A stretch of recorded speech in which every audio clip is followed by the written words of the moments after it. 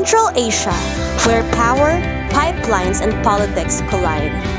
Geopolitical crossroads of the world, Central Asia, where the stakes are high and the players are global giants.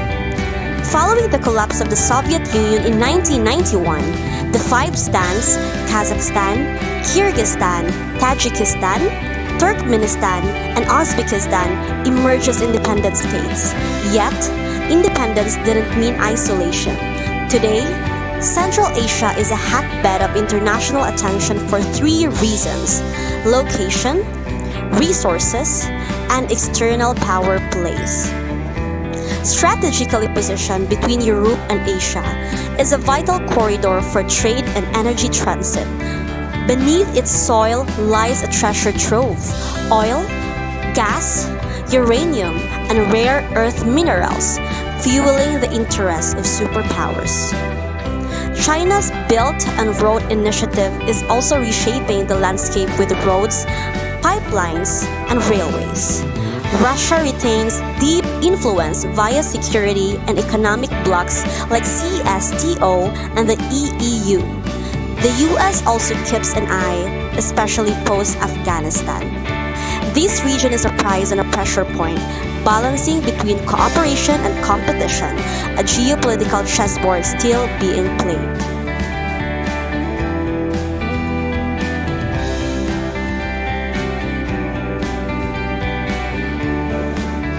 Cracks beneath the surface. Instability in Central Asia. Behind Central Asia's global allure lies a turbulent domestic front. Authoritarianism is a rule, not the exception. From Turkmenistan to Uzbekistan, strongman regimes restrict freedoms, curb dissent, and control power with little room for opposition. Ethnic and border tensions fuel instability, especially in hotspots like the Fergana Valley.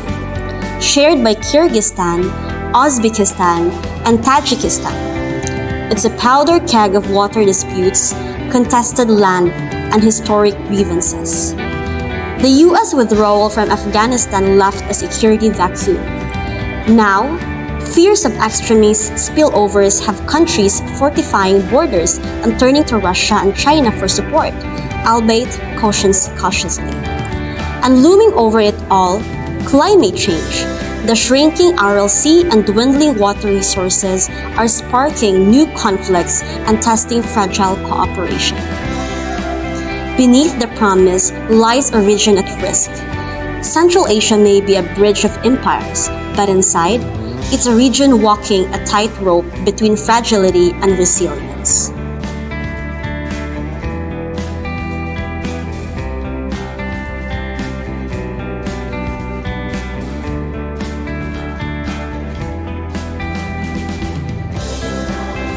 From Warsaw to the Baltics, East Central Europe on the edge.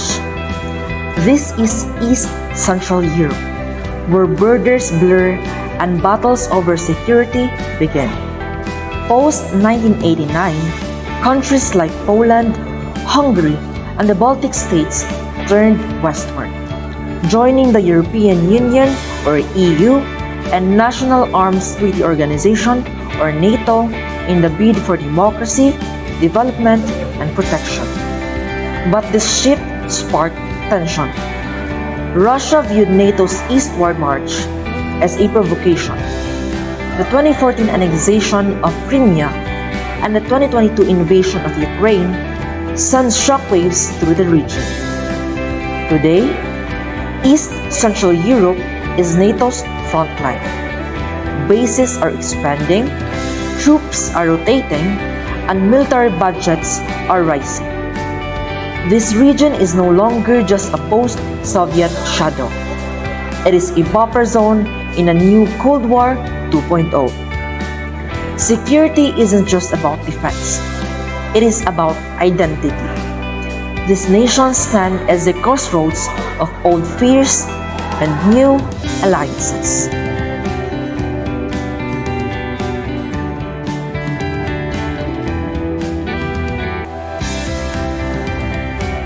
Democracy under pressure, Europe's troubled core.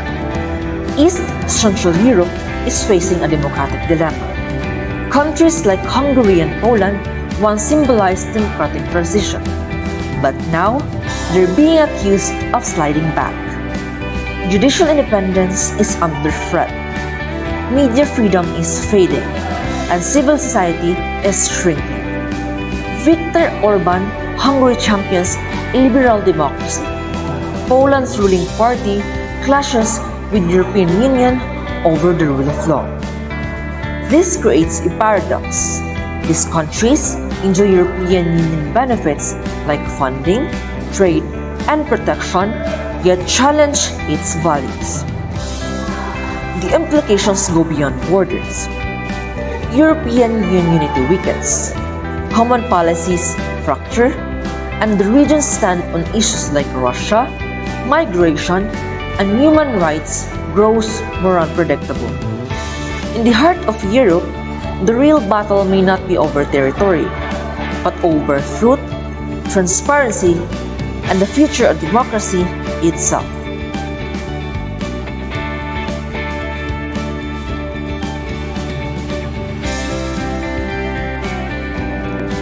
Mass diplomacy or power grab, COVID becomes a global chessboard. The COVID-19 pandemic didn't just test healthcare systems, it tested world powers. Tensions quickly escalated between the US and China. The US blamed China for mishandling the outbreak. China, on the other hand, went on a global PR campaign, donating masks and later vaccines in what became known as mass diplomacy and vaccine diplomacy. But this wasn't just humanitarian aid, it was a soft power move. Countries that received help from China and Russia were often pulled closer into their political or economic orbits. It was influence wrapped in syringes. Meanwhile, many Western nations hoarded vaccine doses. Wealthy countries secured deals for millions of shots, sometimes enough to vaccinate their populations several times over. This led to what experts called vaccine apartheid, where lower-income countries were left behind. Russia rolled out Sputnik 5, China sent Sinovac across Asia, Africa, and Latin America. The message was clear: we deliver while the West delays. Even global institutions struggled. The WHO was criticized for being too soft on China early on, and global cooperation weakened as countries prioritized their own survival. In short, COVID wasn't just a global health crisis, it was a geopolitical competition. Nations weren't just racing for vaccines, they were racing for power, trust, and leadership.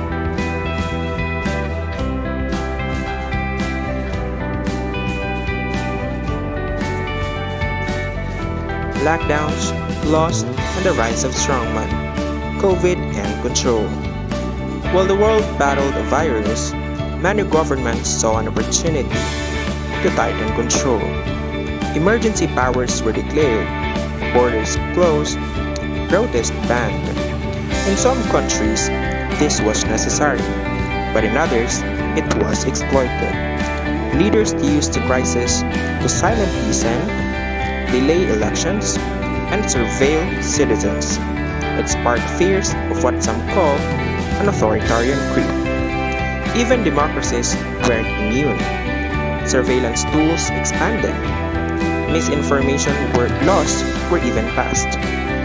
Critics warned, temporary powers might become permanent. At the same time, the pandemic laid bare deep global inequalities. Wealthy countries bounced back quickly with vaccines in aid.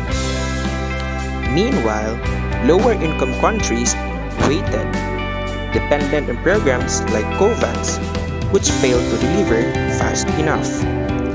The divide was clear. Rich nations reopened, while poorer ones stayed in crisis. Even within countries, the poorest suffered most. Informal workers lost jobs, marginalized groups had less access to healthcare and digital services. The pandemic didn't hit everyone equally. It exposed and widened the gap already there. COVID-19 was more than a healthy emergence. It became a mirror reflecting how power is used, who is protected, and who is left behind.